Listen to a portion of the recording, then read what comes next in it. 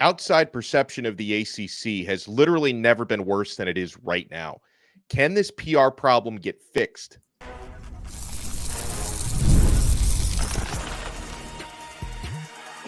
You are Locked On ACC, your daily podcast on the Atlantic Coast Conference.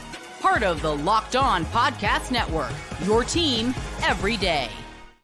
Shout out to the everydayers for making Locked On ACC your first listen and your first watch today. We're available free wherever you get your podcasts. We're free on YouTube, and we're part of the Locked On Podcast Network, your team every day. Today's episode is brought to you by Game Time. Download the Game Time app, create an account, and use code LOCKEDONCollege for $20 off your first purchase. Terms apply. I am Alex Donno from Locked On Canes. He is Kenton Gibbs from Locked On Wolfpack. On this episode, we will talk about what has been just a weird game of musical chairs among North Carolina's Board of Trustees. Are they going to discuss athletics? Are they not? When will they discuss athletics? Will it be streaming or not? Are they going to leave the ACC?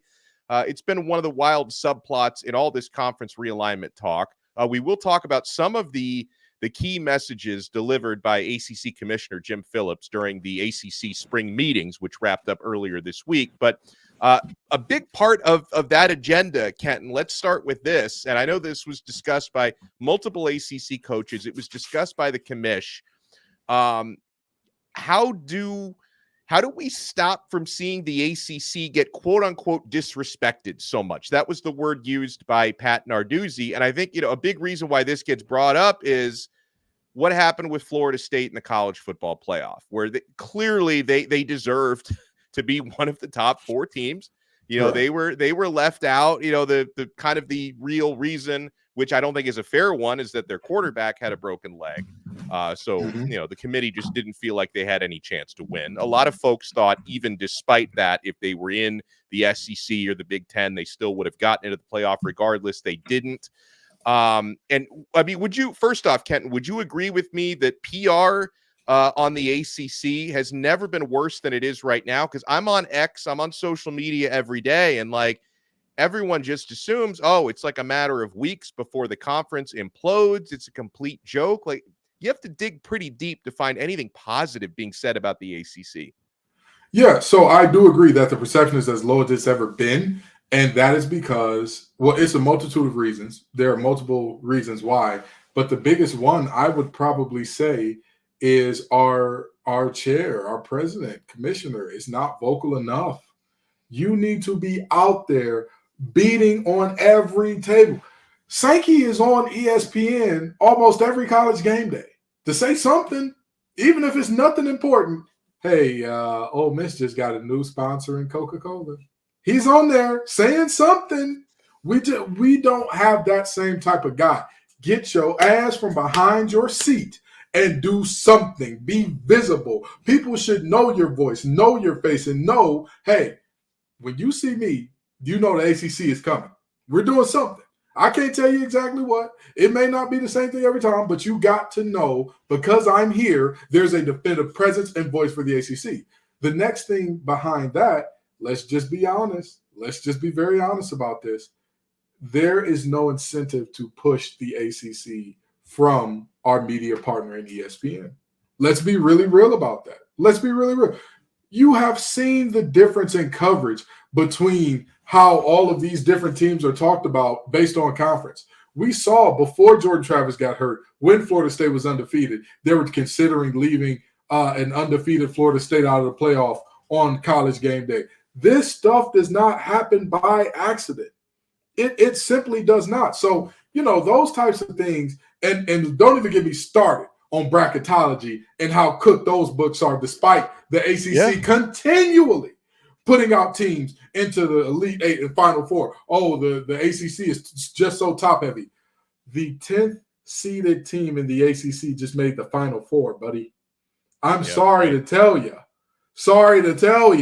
Yes, what NC State did was phenomenal, but it's not just one team. It's not just North Carolina carrying the water in basketball, Clemson carrying it in football. So I think that there is, again, a very concerted effort on a lot of fronts to kind of ice the ACC out. And the ACC, as the administrators and all that, if you're that serious about your job that you don't want to merge, if you're that serious about I need to maintain in my seat so we can't merge with the Big 12, good. Get your behind out there and campaign for your conference, period.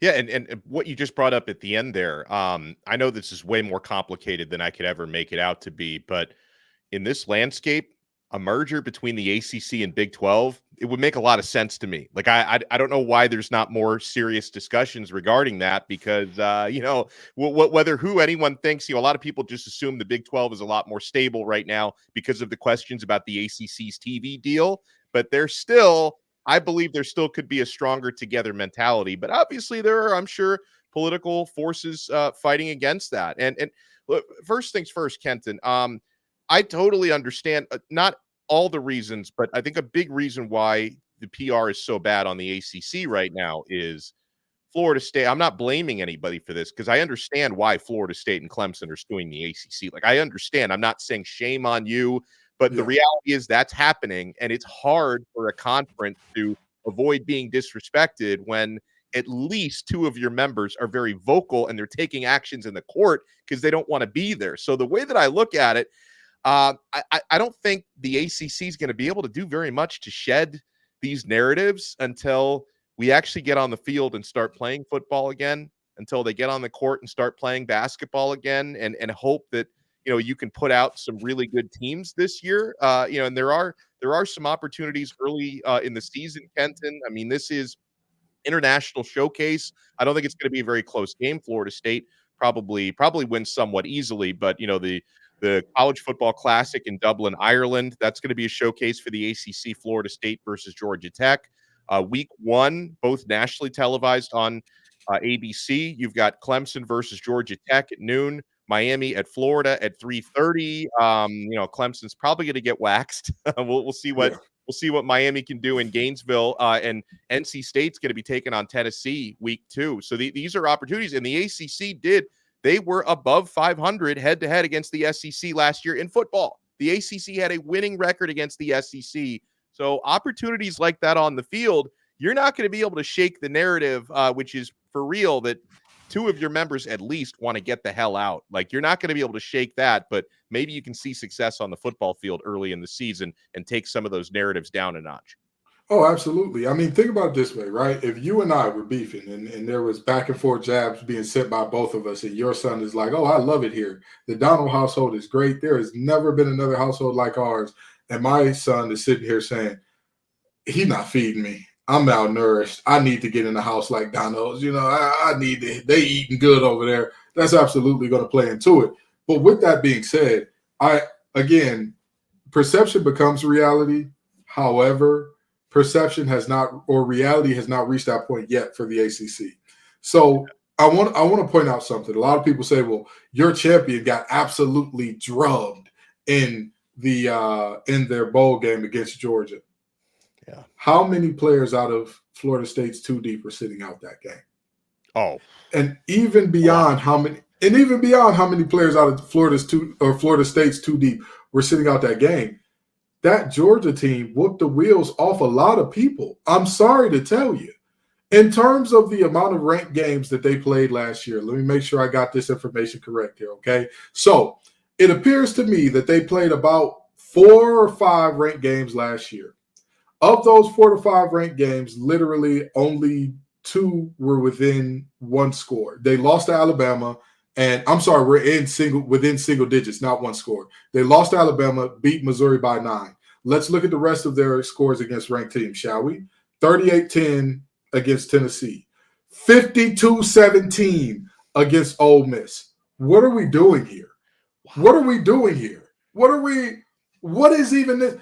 For those of you who are not good at math, 52-17 means they won by 35 points.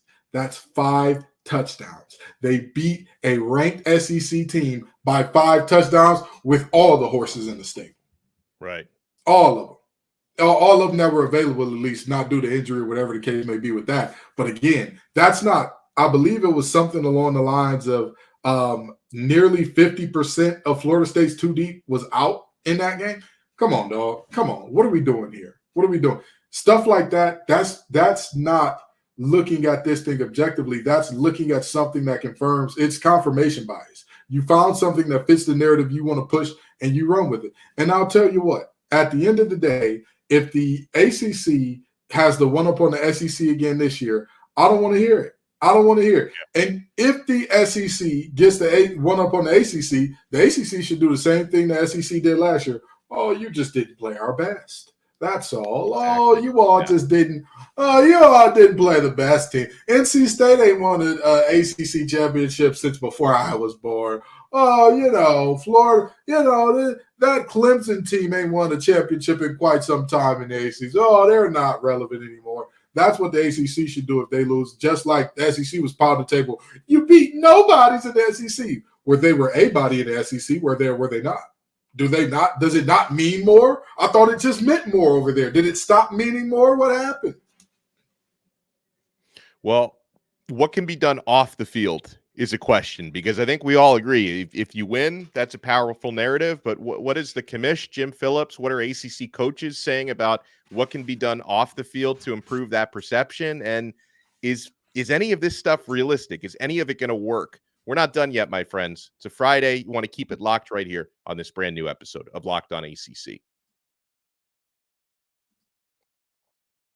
Game Time is the only ticket app that I use. Guys, I'm getting incredible deals, whether I'm booking a concert a month out or I'm booking a sporting event ticket. I'm getting tickets the day of, sometimes an hour before kickoff or an hour after kickoff. You can even get tickets after an event starts. The deals at Game Time get better the closer you get to game time. It really is an unbelievable thing.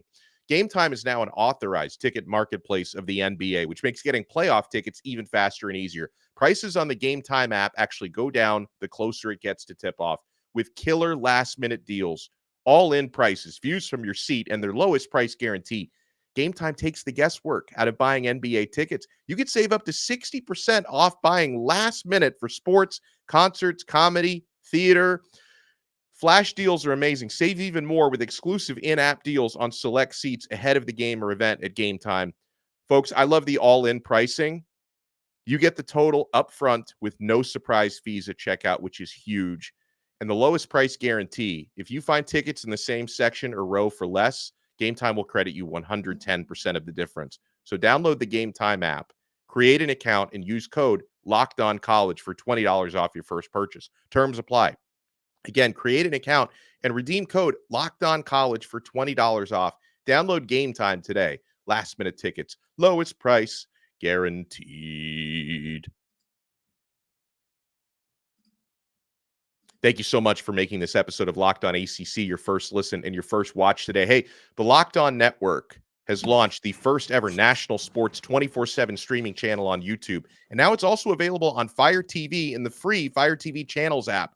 Locked On Sports Today is here for you 24/7, covering the top sports stories of the day with the local experts of Locked On, plus our national shows covering every league. Find Locked On Sports Today now available on the free Fire TV Channels app. All right, so Kenton, first things first, Jim Phillips, and again, a lot of these quotes that I hear from him, it's like this guy's just saying stuff. So he talked about improving the league's marketing.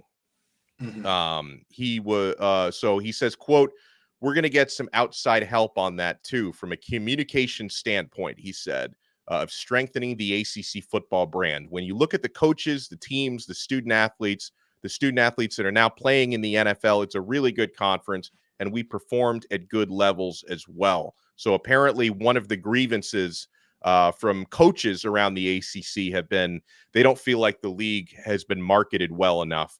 And honestly, I would also ask Kenton, like, how much of that is the ACC's fault, right? Because when I watch, and obviously the ACC network is a thing, but your only real ACC hardcores are going to seek out to watch.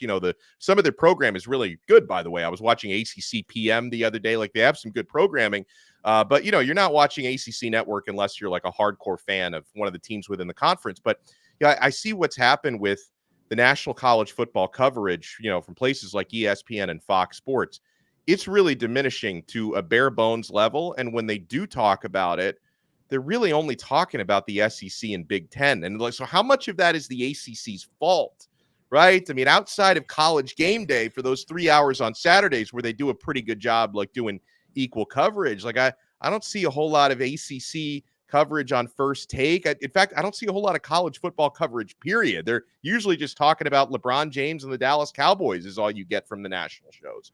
Well, if you're talking about the national shows, that's become a race to the bottom for ratings at all costs. Yeah. And, mentioning LeBron is much more important than mentioning, hey, Miami just got two of the best transfer players to hit the portal in quite some time. Like that, their backfield just went from a tight end being the best ball carrier to potentially having one of the best, I'd say 10 to 15 at worst running backs in the nation. So, that's not the national shows. You kind of just got to in one ear and out the other because it's WWE just for sports. But right. In terms of is it the ACC's fault? Here's what I will say. College football as a whole is having a branding problem right now because what people are talking about college football more than anything else is the college football game that's coming out. That's the biggest thing that people are talking about with college football. True. That's the biggest story. Nobody likes hearing about college football during the offseason because 9 times out of 10, it's not fun, it's not exciting, it's not good things. So that's a great point. And they're also, it's like topics which are big topics, NIL, antitrust lawsuits, transfer rules. But it's like they're talking about all the extracurricular stuff. Only. Exactly. And it's the same way with college basketball, but even worse. Nobody touches college basketball with a 10-foot pole when they're out of season. So when you talk about the ACC and saying, how do they restore the brand? How do they bring the brand back? Basically, it is you have to make such a concerted effort to get ACC football out there. You have to make it so that it is so ubiquitous, so hard to escape, that it's just a thing that people have to be aware of at some point. And then there's only so much off the field that you can do. That's just the reality. There's only so much off the field. You can have the best marketing team in the world. If you're getting the wheels whipped off you on the field, it doesn't matter. But when the ACC does something like last year, when they beat the SEC, when they had a better record, and I believe a better bowl record as well, you've got to shout that from the mountaintops. You've got to scream it. You've got to everywhere piss them off. Piss them off. I don't give a darn about, oh, man, you don't want to upset big old mighty Georgia when they got to play Clemson next year. They put on their pants one leg at a time, just like you. I'm sorry to tell you. That's how this thing goes. So you have got to. Every time you get a major conference win, shout it from the mountaintops. Don't quietly say it in the library. Nobody will hear it. Nobody will hear it. Well, and the one part of Phillips's quote that I do agree with is there should definitely be more promotion and celebration of players who got drafted. The ACC Absolutely. Just had 41 players drafted in the NFL. That's a big deal. And I don't really hear a whole lot of hype about that, right? The way that, when the SEC, routinely leads the NFL in drafted players, I feel like there's a lot more of a concerted effort to promote that stuff. I feel like the Big Ten is probably pretty good with that because, listen, bottom line, when you're talking about all the opportunities that come through your 17 football coaches when it comes to recruiting players out of high school and your 17 coaches in recruiting players out of the transfer portal, if you can show the ACC is a legitimate path to going professional, that does to me speak volumes for conference perception. So that is probably something they should promote more. Yeah, and there's no ifs, ands, or buts about that. And, when you talk about the ACC and how they pretty much do their thing by who had players drafted and all that good stuff, the ACC finished third in terms of players drafted last year. Third. It was the SEC, Big Ten, then ACC. I'm going to tell you this. Again, there is no way in the world that I would not be screaming that from the mountaintops. Hey, we had the third most players drafted, but even better, when one of your players is doing well in the league, when it's time for that Pro Bowl vote, when it's time for those All-Pro votes, pour it on. Lay it on thick. It does not matter where these guys get drafted. It matters what they do when they get there. So, yes, you talk about, hey, we did great things. We did all these great things. To me, there's no way that when Russell Wilson was winning Super Bowls, it wasn't NC State quarterback Russell Wilson. He won himself a Super. I don't care where he played his last ball. That's your boy. He was in your conference for 4 years, and you stayed quiet on it.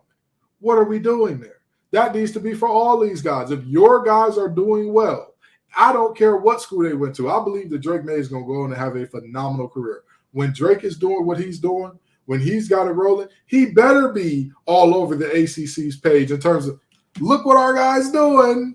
Look what he's out here doing. Same for all those Miami guys. Same for all those Florida State guys. If you don't have a post up about Jared Verse and Braden Fisk reuniting in LA, not one post, multiple posts, one where you get a quote from them, one where it's just a post about, you've got to milk this thing, because if you don't, you're already starting behind the 8 ball. The big dogs can relax. They can rest on their laurels. You have to be scrappy. You have to be innovative. You have to put foot to pavement and make things happen that might not happen otherwise if you just, we're going to let everything happen, the natural course of how it's going to go, and we'll be all right. Because you're not going to be all right, as we can very clearly see from the teams that are suing you behind to get out. And the reason why I know that a lot of the stuff that we're talking about when it comes to marketing campaigns, people will hear that and they'll say, like, that seems so insignificant. But here's the thing. You have to be impeccably good at that stuff when you have the disadvantages that the ACC now has when it comes to revenue, right? Which, unfortunately, they can't seem to fix that anytime soon. They can't seem to fix that. So when you are, and this was the estimate from Michael Alford, the athletic director of Florida State, and he's probably correct about this, that ACC members are in the hole at least $40 million less compared to what members of the SEC and the Big Ten are going to be making annually from the TV deals, right? And part of that, and Phillips talked about this. Now, there were not cameras at these meetings, so I don't know how hard or he did or didn't negotiate for this, but the college football playoff revenue with the new ESPN deal, the numbers have been reported as members of the SEC and Big Ten, 29% of the ESPN payout go to SEC and the Big Ten, which is over $21 million per school.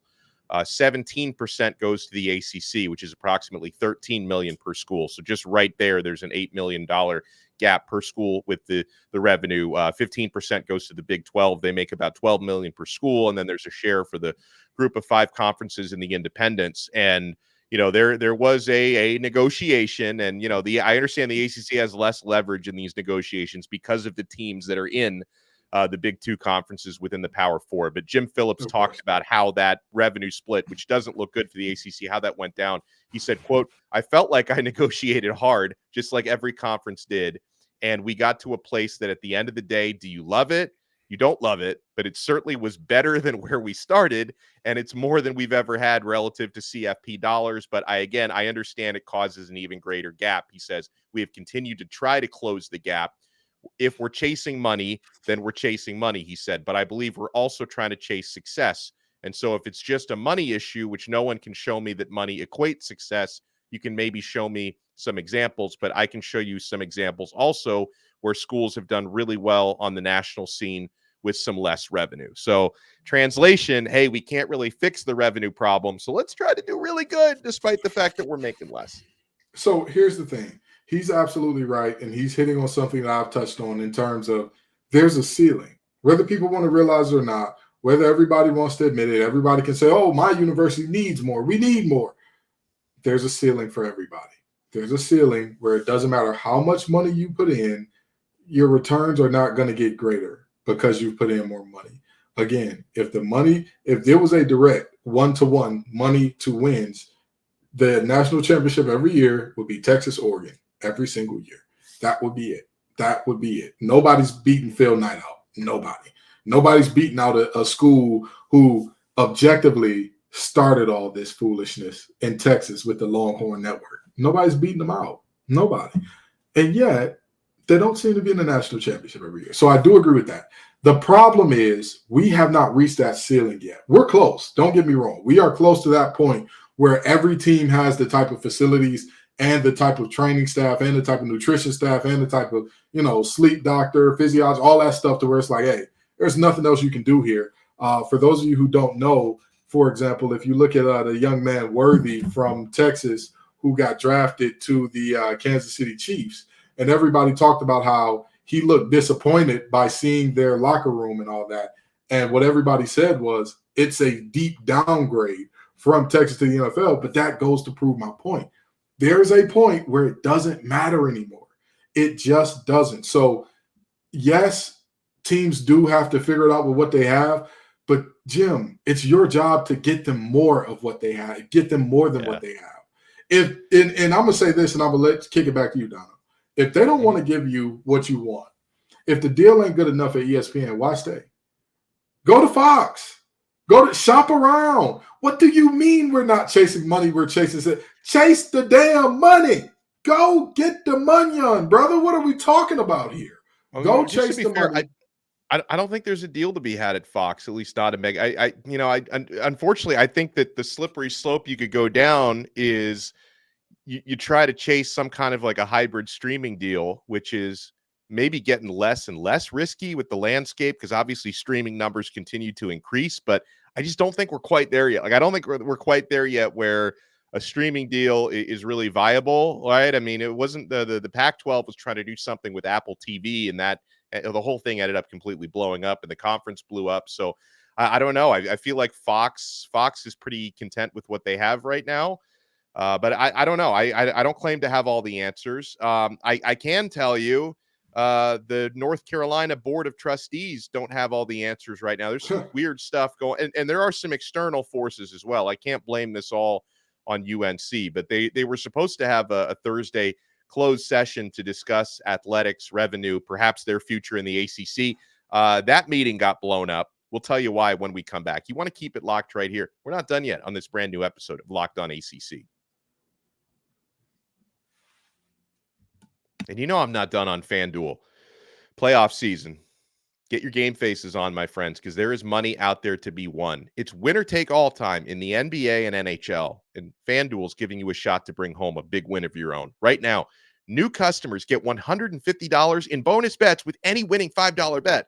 That's $150 to bet on spreads, money lines, player props, and so much more. So visit FanDuel.com/lockedon and make every playoff shot count. FanDuel, America's #1 sportsbook. Thank you so much for making this episode of Locked On ACC your first listen and your first watch today. North Carolina, if they ever decide to sue the ACC or to declare they want to leave, they've got to get a lot of internal stuff sorted out first. This process is not playing out very quickly. So Kenton, they had that open Board of Trustees meeting on Monday that I went back and watched because there was video of it, and it was, very uncomfortable and awkward. They're trying to explain the athletic revenue and the budget. So they were supposed to reconvene, and I think they did reconvene. They just couldn't talk athletics in a closed session on Thursday. And then that session is not happening. And here is why. And by the way, shout out to Brian Murphy from WRAL News, because he has been working like nonstop to cover all this stuff going on in Chapel Hill. He said the chairman of the University of North Carolina at Chapel Hill's Board of Trustees said it would not discuss the school's athletic budget in a closed Thursday session, despite saying it would do just that during a special meeting on Monday. The about face came after a complaint was filed Wednesday afternoon in Orange County alleging that the board was in violation of the state's Open Meetings and Public Records Act. The complaint was filed by attorney David McKenzie, who focuses on intellectual property litigation. And that name was familiar to me, Kenton, and I realized because McKenzie, he's among a number of lawyers who have been very vocal about what's happening with the ACC lawsuits, except he's maybe the only one that I've seen who's very publicly on the ACC's side of it. So he seems to be biased in that direction. Some of the lawyers who tweeted about it are biased in the other direction. The report does mention, now this McKenzie, he went to Duke, but apparently he's got a son who's enrolled at UNC right now. I know there's a lot of conspiracy theories about how this guy is like intentionally trying to delay any decision. Or I don't know if that's the case or not, but bottom line, they did not discuss athletics on Thursday in a closed session. Apparently they're going to have an open session on the 20th. So I'm looking forward to watching that because it's going to be another one of those televised shouting matches maybe.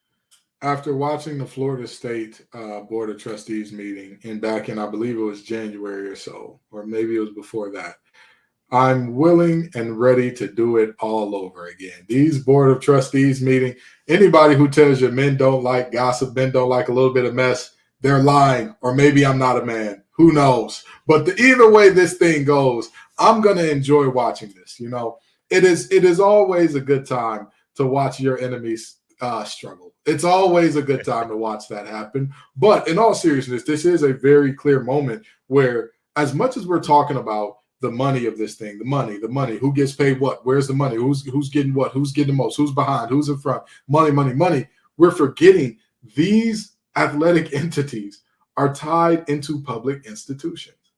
Right. We are forgetting that. We are losing sight of that. And this lawsuit that has placed a restraining order or a stop on having these closed door meetings reminds us, hey, all of this is public information.